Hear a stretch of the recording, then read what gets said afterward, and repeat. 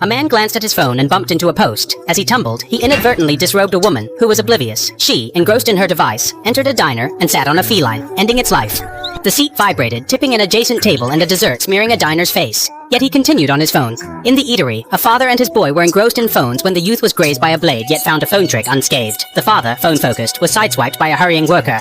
Nobody noticed him continuing to walk while glued to his phone. Soon, the father was taken to a hospital, but the doctor was also engrossed in his phone and accidentally injected the father in a critical spot. The father convulsed briefly before collapsing to the floor, but the doctor remained oblivious and walked away. At this moment, a pretty girl walked over and saw the father desperately needing help. Instead of calling for an ambulance, she started taking selfies with her phone. Suddenly, a car accident happened ahead, and a tire rolled over, prompting her to rush to the scene and strike a pose. Inside the car, the deceased still clutched their phones, and far off, a fire broke out. The girl, willing to risk her life for a photo, ventured into the blaze to ultimately capture herself ascending to heaven. Meanwhile, a firefighter was busy with his phone while holding a safety cushion.